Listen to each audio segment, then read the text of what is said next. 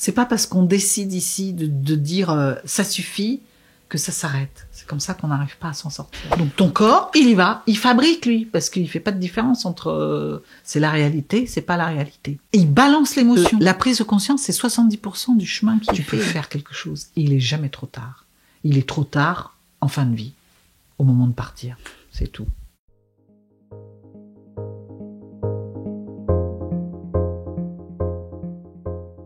Je me demandais exactement c'est quoi un schéma répétitif, parce qu'on en entend beaucoup parler et la notion est encore un peu floue. Et comment on fait pour s'en sortir définitivement, finalement. Parce que parfois j'ai l'impression qu'on met des choses en place, on en sort, mais on y retombe aussi dedans, quoi.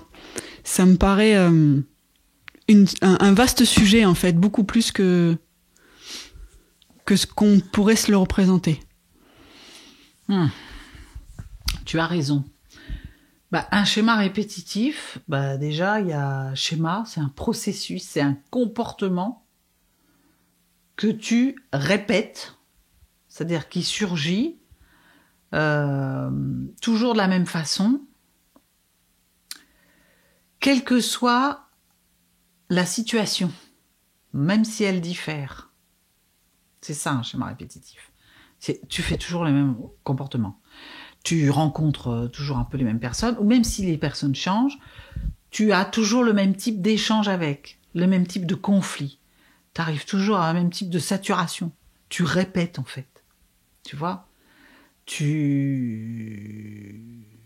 Même quand, je pense à ça par exemple, les finances, parce que des fois j'accompagne des gens sur des problèmes financiers, ils se mettent dans des trucs, même quand la situation va mieux, ils retombent quand même dans le creux de la vague. Ils se retrouvent avec les mêmes problèmes financiers, ou soit, alors qu'ils ont de l'argent, ils vont continuer à avoir des comportements de manque, alors qu'ils en ont, tu vois. Et alors, pourquoi c'est difficile à en sortir? Parce que déjà, il faut en prendre conscience. Et que souvent, tu t'en rends pas compte. T'es là à te dire, oh, pourquoi? Enfin, tu t'en rends compte en surface, en fait. Tu te dis, tiens, je rencontre toujours le même type de personne, j'ai pas de peau. Tu vois? Mais tu te dis pas, je fais peut-être quelque chose, toujours un peu la même chose, qui produit toujours le même résultat. Tu vois? Donc déjà, il y a une conscience. 2, il y a le fait que ça vient souvent, d'où ça vient? D'une situation d'avant, où t'as vécu quelque chose, le cerveau, c'est une expérience que tu mémorises, puisque le cerveau, il fonctionne par mémorisation, il a un souvenir. Et puis, dès qu'il voit une situation qui ressemble un peu, il te resserre le même comportement. Alors que des fois, la situation, elle n'a rien à voir, tu vois. Et ça vient, c'est souvent dès l'enfance que ça se passe, tu vois. Dès l'enfance, on a des systèmes de défense, on a des stratégies, tu vois. On met en place des stratégies qui ont fonctionné à un moment donné, parce qu'il y avait une situation qui nécessitait, sauf que après, ça fonctionne plus, on n'en a plus besoin. Mais nous, on a gardé ça, et donc on continue de réagir de la même façon, tu vois. Je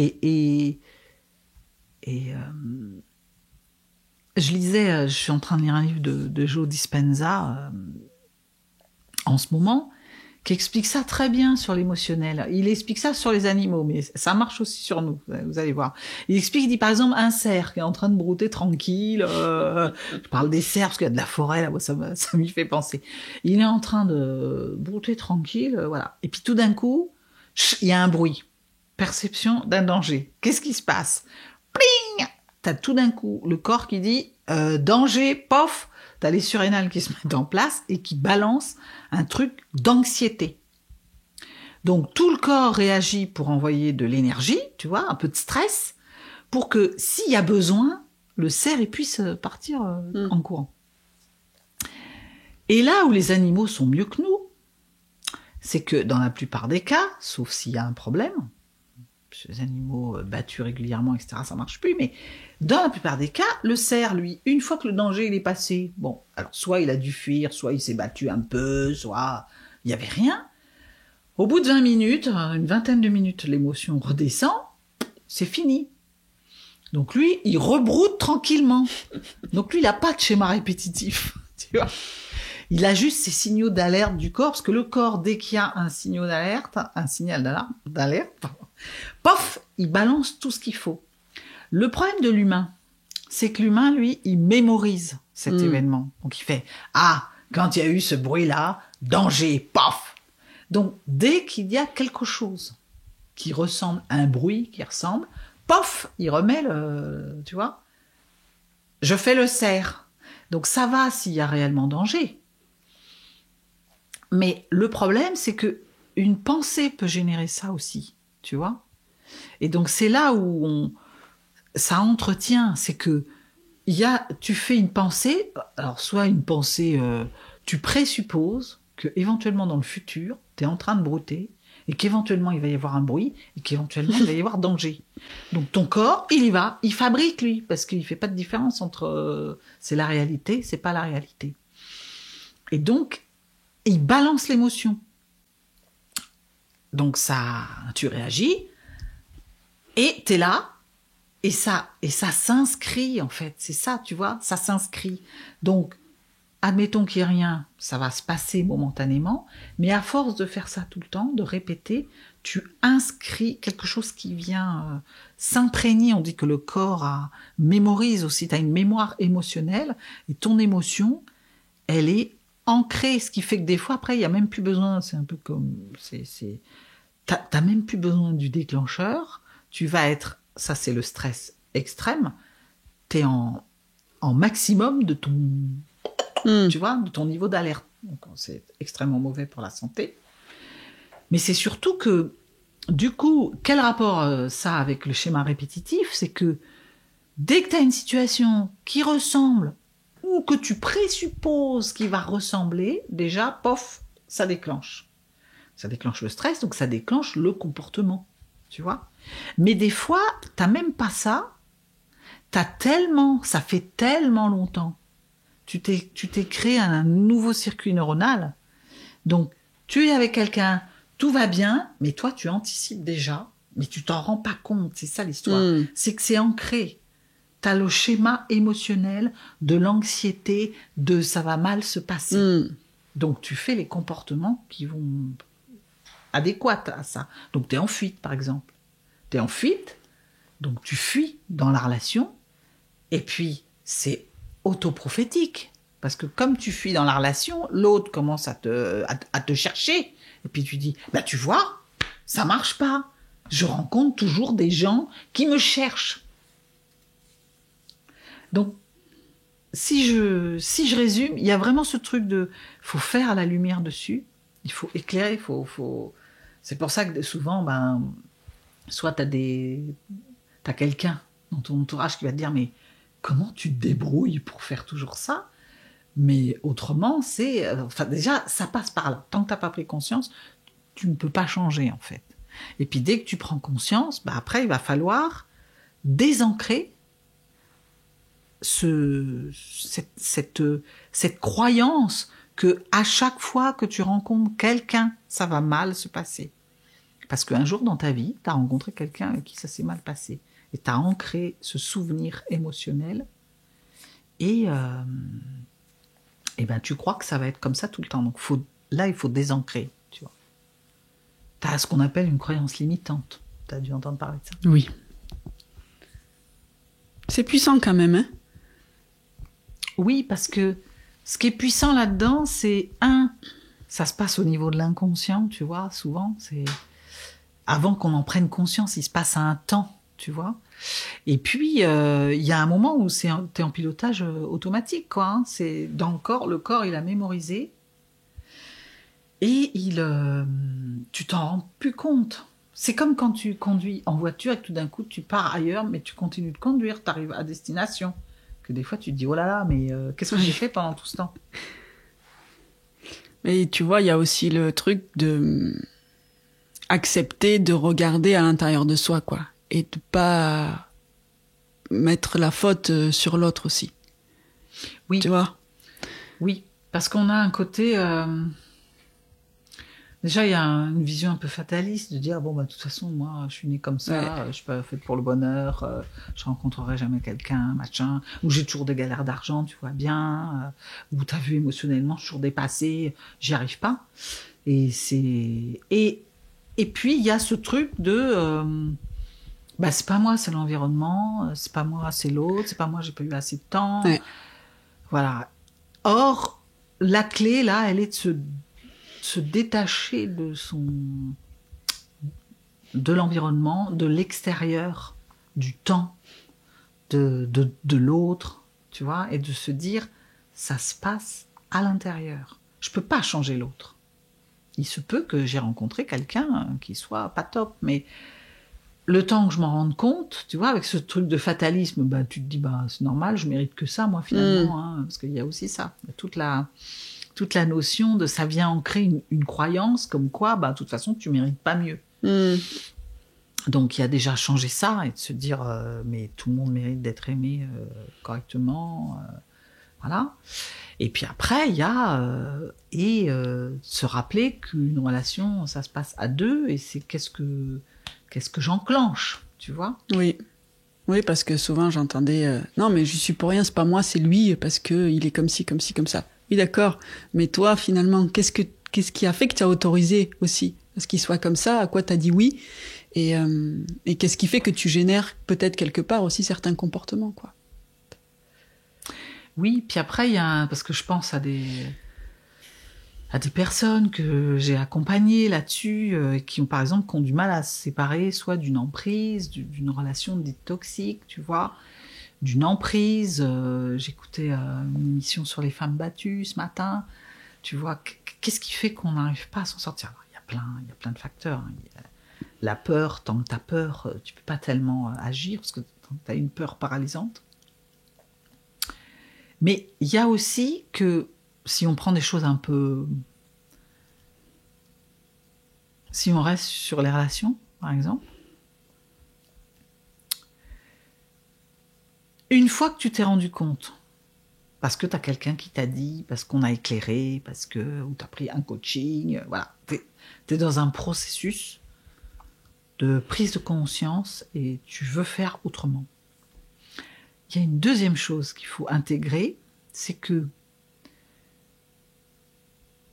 des fois, tu essayes, tu vois, tu dis, bon, ben j'essaye, je vais faire. Tu crois que tu fais différent, mais en fait, tu fais la même chose. Tu crois que tu es dans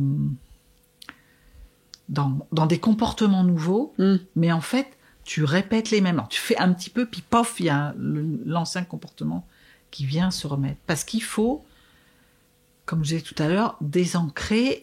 Il faut comprendre que quand on dit revenir à l'instant présent et faire au présent, il y a un truc qui est compliqué, c'est que, en fait, souvent, on croit qu'on fait nouveau, mais on réagit par rapport au passé,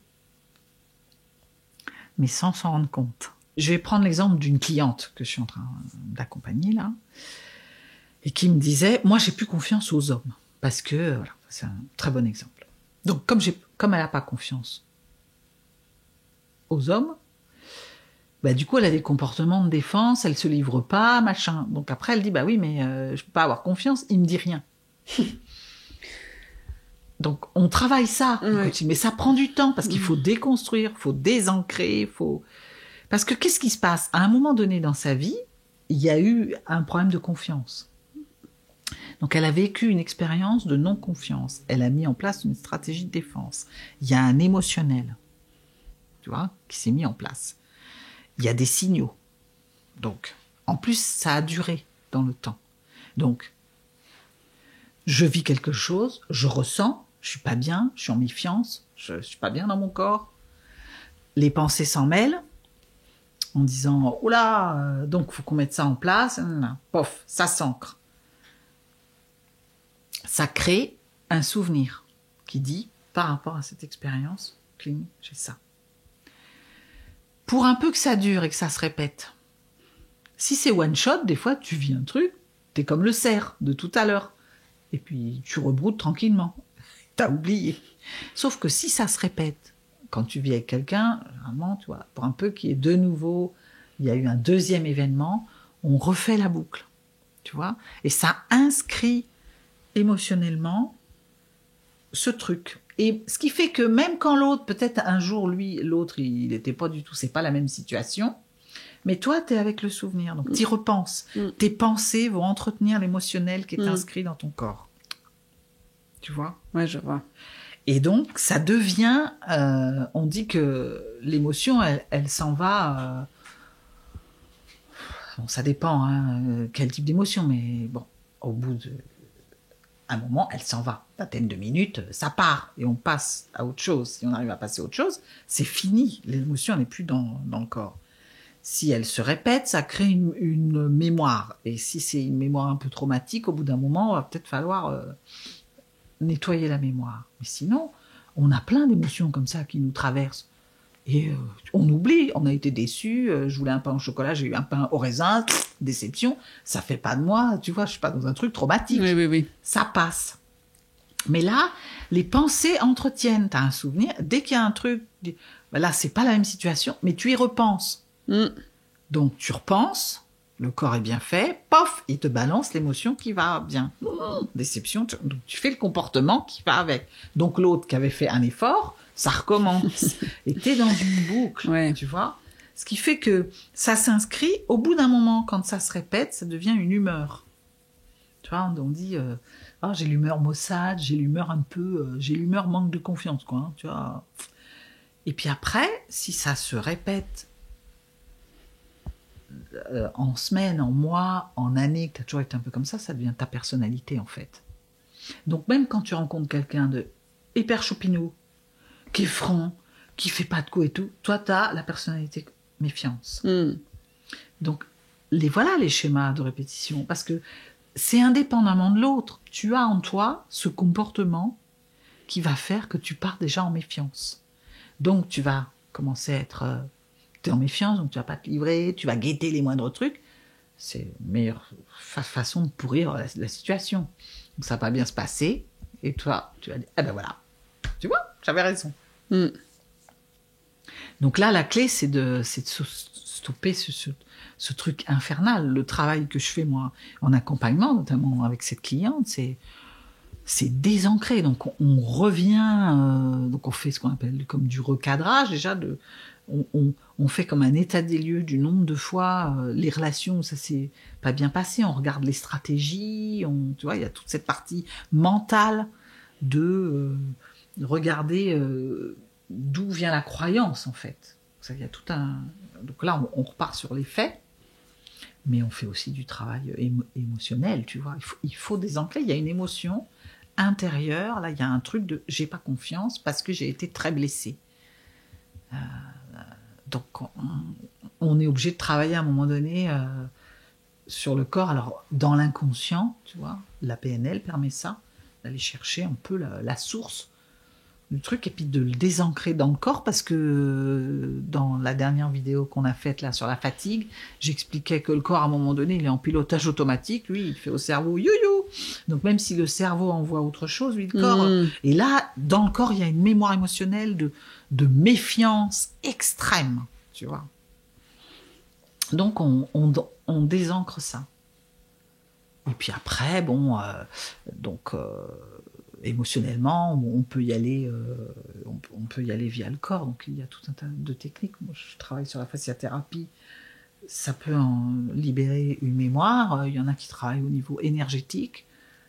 Voilà. Mais à un moment donné, il faut désancrer, parce que sinon, le schéma, il va se répéter malgré toi, bien que tu aies décidé de... Tu vois. Oui. C'est clair ce que je te raconte? Oui, c'est clair.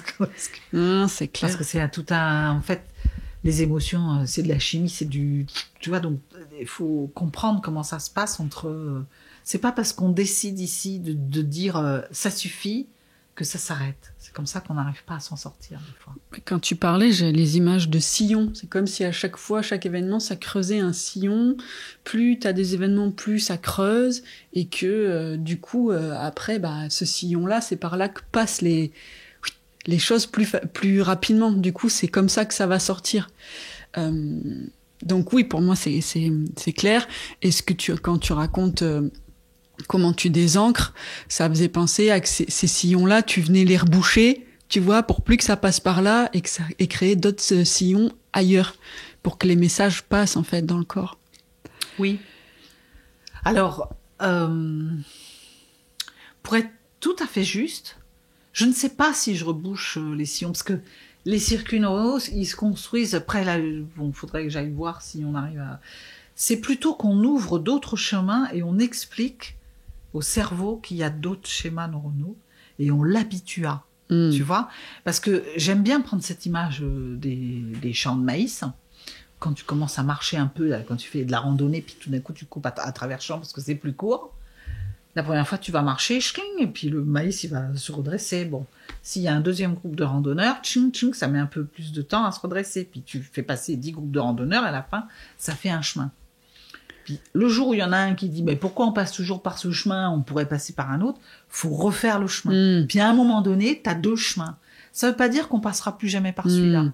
Mais on sait qu'on a celui-là, pour un peu qu'on ait vu qu'il était plus court, plus facile d'accès, que je suis moins mal quand je le fais. Le cerveau étant quand même bien fichu, il n'a pas envie de souffrir, au bout d'un moment, il prendra toujours celui-là, tu vois. Mais ça ouvre les possibilités. Et puis, ça peut faire que peut-être on va prendre le même chemin, mais j'ai une autre cliente que j'ai accompagnée la semaine dernière, là, à qui j'ai fait justement un protocole de désancrage, parce qu'il y avait quelque chose de très lourd, et qui m'a dit « Ah là là, je me sens allégée. C'est léger, il y a un truc qui s'est libéré, tu vois. Donc ça met de la circulation, c'est plus léger. Donc peut-être je vais, face à la même situation, je vais avoir le même comportement, mais ça va plus me faire mal, tu vois. Donc du coup, tout d'un coup, parce que quand tu as mal, tu réagis comme tu peux, généralement c'est pas très adapté. Là, si c'est plus léger, peut-être tu vas avoir plus de recul, peut-être tu vas avoir de l'humour, peut-être tu vas peut-être te retrouver face à la même situation, mais avec un meilleur équipement. Une agilité émotionnelle qui va te permettre de mieux réagir. Mais c'est bien que tu aies précisé, parce que du coup, ça donne aussi de l'indulgence envers soi-même, de se dire, bah, je prends le nouveau chemin qui a été créé par les randonneurs, c'est-à-dire je prends ton image, mais si un jour je reprends l'ancien, bon, indulgence, tu vois. Oui. Moi, j'aime bien, il y a un principe, en PNL, c'est un des premiers trucs qu'on a appris à l'école de coaching qui dit on donne le meilleur de soi au moment où.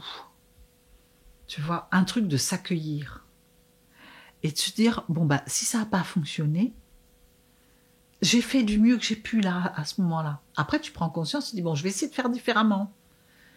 Mais c'est pour ça qu'on dit souvent on parle pas d'erreur mais d'apprentissage.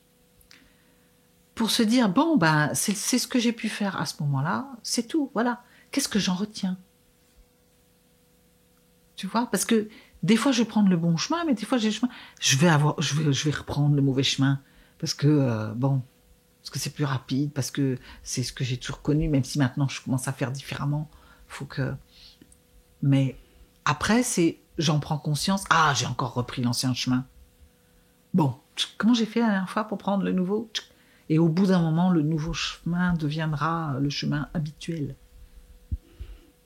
Donc oui, il faut s'accueillir. Voilà, il n'y a pas de truc miracle. Il y a des trucs qui fonctionnent, mais tout prend du temps aussi. Déconstruire des schémas, ça prend du temps. Tu vois, c'est pour ça qu'on dit schéma répétitif, parce que ça va très vite quand même à inscrire.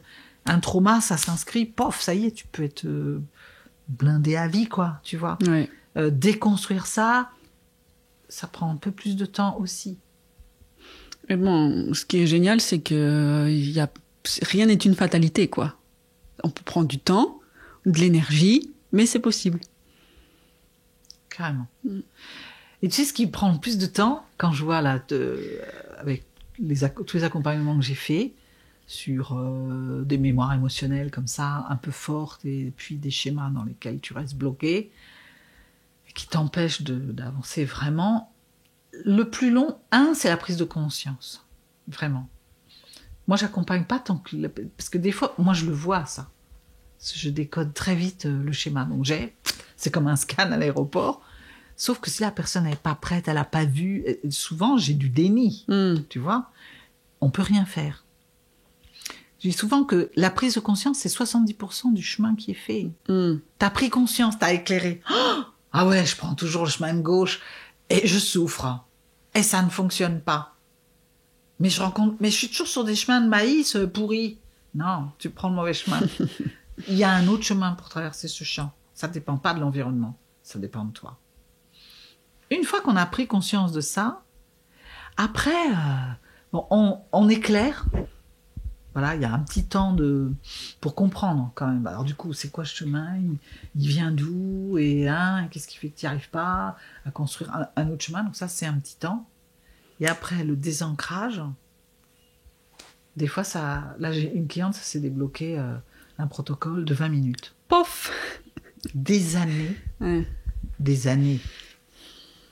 Bon, plus de 30 ans avec des comportements. Et puis, ce qui est fou, c'est que des fois, tu peux pas le déceler parce que ça te fait avoir des comportements mais qui n'ont rien à voir.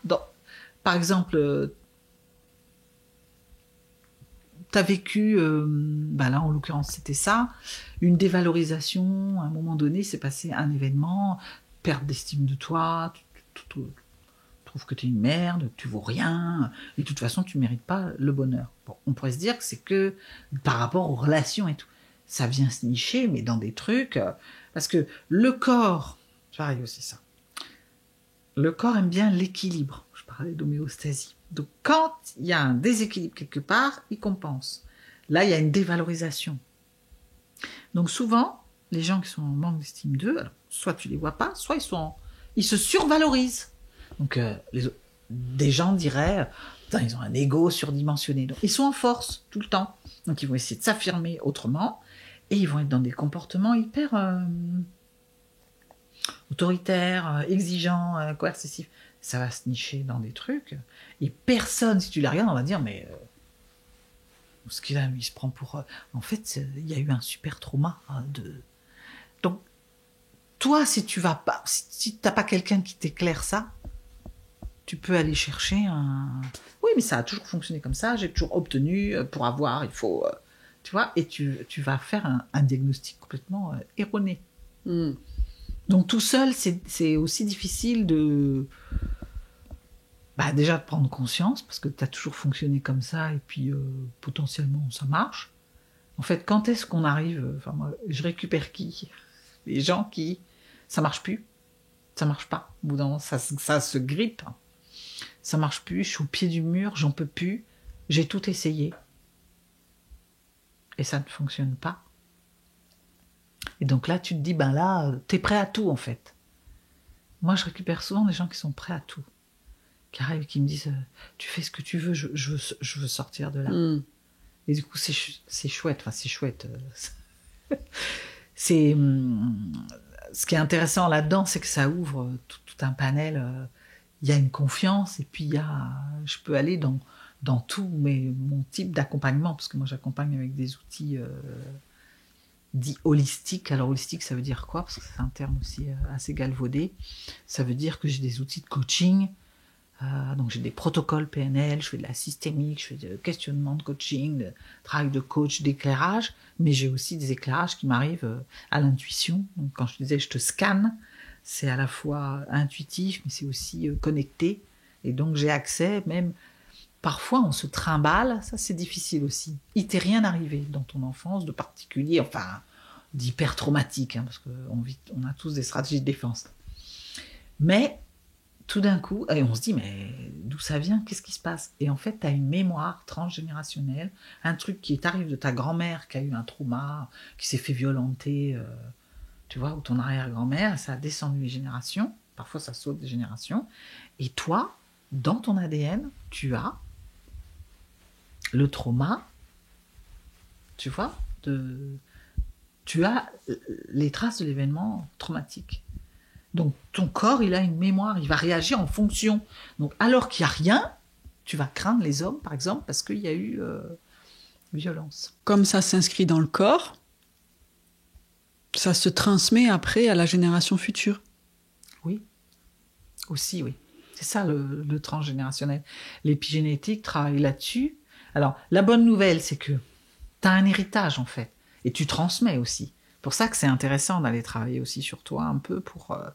d'aller éclairer ça et essayer de faire autrement pour transmettre, voilà, que dans l'héritage, il y a des choses constructives. Et la bonne nouvelle, quand même, c'est que l'épigénétique nous dit qu'on a une partie de... On a cru que l'ADN était codé et que c'était figé. Et en fait, on se rend compte qu'il y a une part des gènes qu'on peut modifier avec du comportement autre. Donc ça, c'est chouette. Ça veut dire que tu peux te débarrasser, tu peux choisir ton héritage. Tu sais, comme quand tu hérites et que tu te dis, non, ça, je veux.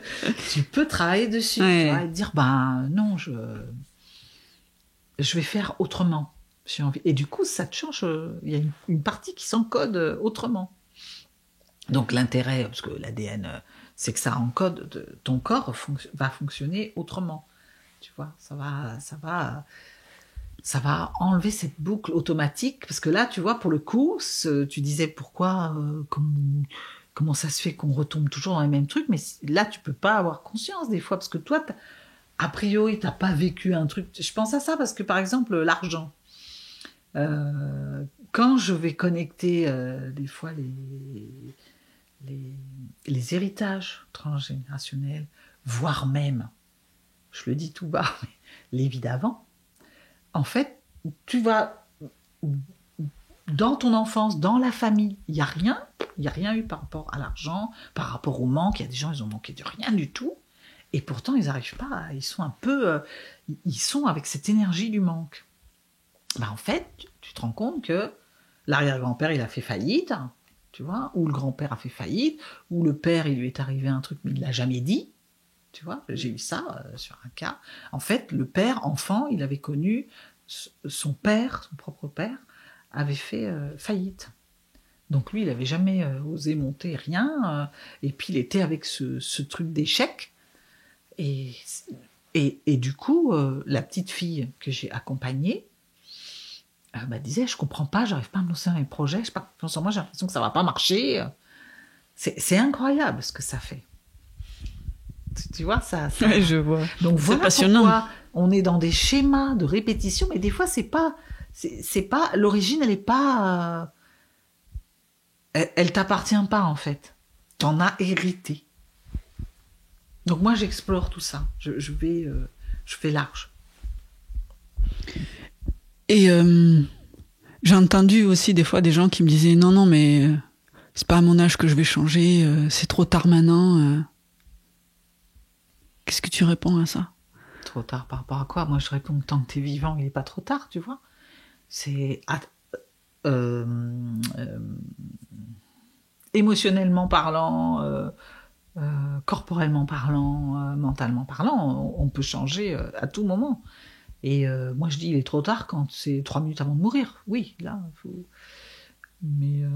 justement, en parlant de mourir, moi, il y a un livre qui m'a marqué vraiment, auquel je pense souvent, c'est ce livre de Bronnie Ware, Les 5 regrets des personnes en fin de vie.